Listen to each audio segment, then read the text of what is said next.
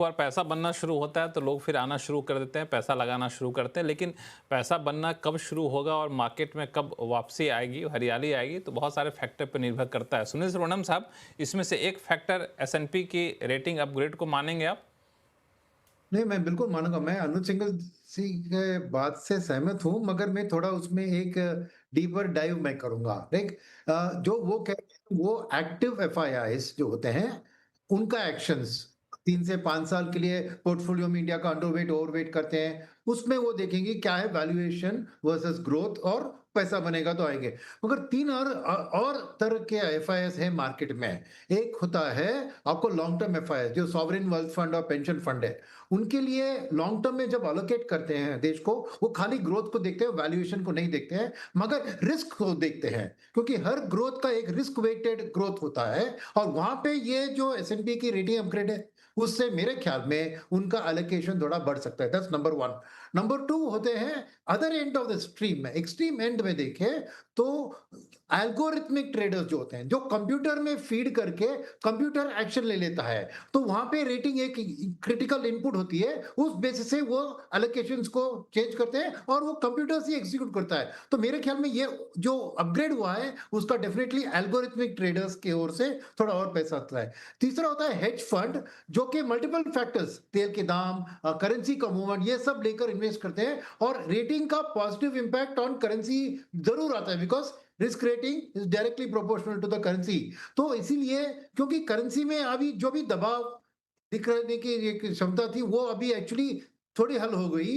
तो डेफिनेटली एक hedge fund को एलोकेशन में करेंसी से उसको उतना नुकसान नहीं दिख रहा होगा, क्योंकि इंडिया तो always depreciating versus US, because interest rate differential होता है। मगर उसमें थोड़ा एक राहत मिलेगी, तो एक वो पॉजिटिव आउटलुक। और फाइनली मैं कहूंगा कि पैसिव फंड्स के लिए जो एमएससीआई का इंडेक्स बनता है, वहां पे भी इस रेटिंग का एक इंपैक्ट होता है। तो आने वाले महीनों में आप देखिए तो थोड़ी मेरी एमएसआई में भी, इंडेक्स में, इमर्जिंग मार्केट इंडेक्स में इंडिया का शेयर बढ़ने की एक उम्मीद है। तो पैसिव फंड्स का एलोकेशन भी बढ़ सकता है। तो ओवरऑल मैं कहूंगा कि इससे एक पॉजिटिव टिल्ट आएगी। और जैसे अनुज जी कह रहे थे, फॉर एक्टिव एफआईआई जो कर रहे हैं, उनके लिए इंडिया में पैसा दिखना चाहिए। और वो मेरे ख्याल में कुछ सेक्टर्स में दिखना शुरू होगा, जैसे आईटी, जो बहुत बड़ी अंडर परफॉर्मर रही है। तो शायद एफआईआई को आईटी बहुत एक पसंदीदा सेक्टर होता है। तो ये सब चीज के कारण थोड़ा एक आईटी अंडरवैल्यूड है, तो इसके कारण थोड़ा उधर भी पैसा आ सकता है। तो ये मेरी एक ब्रॉडर पर्सपेक्टिव है एफआईआई फ्लोस। डेफिनेटली मैं इसका एक positive impact on FII flows देख रहा हूं।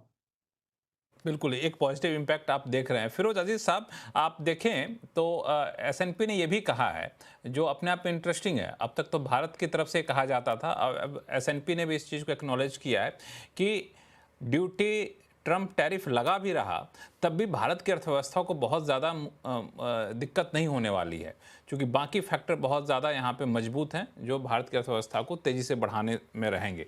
तो ये सारी चीज़ें आपको लगता है कि जो नेगेटिव फैक्टर थे, उसको अब काउंटर करेंगे बाजार में?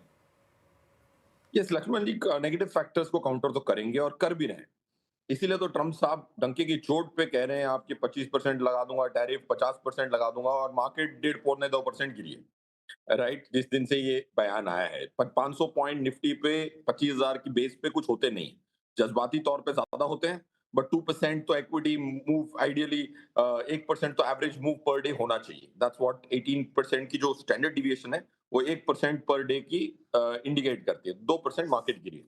ऑलरेडी ट्रम्प साहब की इस पे इक्विटी मार्केट पे दबाव जरूर है, बट वो सोच रहे हैं कि 10% मार्केट में क्रैश करा दूंगा ताकि नेगोशिएशन इजी हो जाए, जो हो नहीं पा रही, क्योंकि बाकी सब एफआईआई ने बेच दिया है। इंडेक्स फंड वाला एफआईआई आज भी खरीद रहा है, एंड ये डेटा के आधार पे कह रहा हूँ। इंडेक्स फंड का जो FII, the Vanguards of the world, आज भी खरीद रहे हैं। वो भी मिड कैप स्मॉल कैप खरीद रहे हैं। Point one. पॉइंट टू, जैसे आपने शुरू शो के शुरुआत में कहा कि अर्निंग्स का रिजल्ट खत्म हो चुका है। अर्निंग्स की जो निफ्टी की अर्निंग्स आई है, 274.3 रुपीज निफ्टी की अर्निंग आ चुकी है। 1117 की अर्निंग की उम्मीद है इस साल में, उसमें 274%, 274 रुपीज में अर्निंग आई है, 8.3% की ग्रोथ आई है। जिस प्रकार से अभी भारतीय बाज़ारों के हालात देखने को मिल रहे हैं, वो हालात कुछ अलग ही देखने को मिल रहे हैं। और कल रात जिस प्रकार से ट्रंप और पुतिन की मीटिंग भी देखने को मिली, उस मीटिंग से वैसे तो कोई जो है निष्कर्ष नहीं निकला है, लेकिन 3 घंटे की मीटिंग हुई। उसके बाद 10 से 12 मीटिंग जो है ट्रंप और जो पुतिन हैं उन्होंने मीडिया कर्मियों से थोड़ी बात भी की, लेकिन उन्होंने उनके सवालों का जवाब बिल्कुल भी नहीं दिया। तो ये सभी खबरें कल देखने को मिली, मतलब कि अपने इंडियन टाइम अनुसार रात को 1 बजे देखने को मिली। तो ऐसा कोई भी निष्कर्ष नहीं निकला जिसकी वजह से ऐसा लगे कि रसिया और यूक्रेन का युद्ध समाप्त होने के कगार पे है। तो ये सभी खबरें इंडियन गवर्नमेंट यानी कि भारतीय बाज़ारों की तरफ से सोमवार के लिए काफ़ी इम्पोर्टेंट रहती हुई साबित होगी। अब ये देखना ज़रूरी है कि क्या कुछ निष्कर्ष निकलता है या नहीं निकलता, क्योंकि नेक्स्ट मीटिंग जो है पुतिन ने बोला है कि मॉस्को में रखे, लेकिन ऐसा होता है या नहीं होता है ये एक अलग चीज़ है। तो ये सभी खबरें आती हुई दिखाई दी और वो मीडिया कर्मियों से बिना बात किए ही निकलते हुए दिखाई दी। तो ये सभी खबरें जो इंडियन मार्केट पर भी सोमवार को इम्पैक्ट डालते हुए नज़र आएंगे। और ऐसी कोई खबर नहीं आई जिसकी वजह से कोई नेगेटिविटी फैलती हुई नज़र आई। ट्रंप ने कहा कि जो बातें हुई है वो पॉजिटिव ही हुई है। तो अब देखना ये है कि इस खबर से क्या निष्कर्ष निकलता हुआ दिखाई देता है। अब ये तो बाद में पता लगेगा जब नेक्स्ट मीटिंग होती हुई नज़र आएगी या ट्रंप और कुछ बात बताते हुए नज़र आएंगे। उसके अलावा Q1 के नतीजे अच्छे नहीं थे। FIIs के बिल्कुल भारतीय बाज़ारों में ख़रीदारी देखने को नहीं मिल रही है। तो सभी चीज़ें भारतीय बाज़ारों के लिए थोड़ी अभी तक नेगेटिव ही देखने को मिल रही है। अब देखना ये है कि क्या भारतीय बाज़ारों से कोई रिकवरी के चांसेस सोमवार को देखने को मिलेंगे, क्योंकि ऐसा तो है कि जो बाज़ार एक रेंज में है उस रेंज से निकलता हुआ नज़र आएगा। वो रेंज से कितनी दूर तक बाज़ार जाता हुआ नज़र आता है वो एक अलग चीज़ है, क्योंकि पिछले 3 महीनों से भारतीय बाज़ारों में जो कंसोलिडेशन देखने को मिल रहा है वो कंसोलिडेशन कितनी देर तक चलता है, कितने समय तक चलता है, उस पर भी नज़रें रहती हुई नज़र आएगी। ज़्यादा कुछ करने की ज़रूरत है नहीं, बस भारतीय बाज़ारों को थोड़ा समय देना है, क्योंकि भारतीय बाज़ार एक इस निष्कर्ष पे है कि या तो ब्रेकआउट आता हुआ नज़र आएगा या कोई बड़ी गिरावट देखने को मिलेगी। तो ये सभी चीज़ें काफ़ी इम्पोर्टेंट रहती हुई भारतीय बाज़ारों के लिए साबित होगी।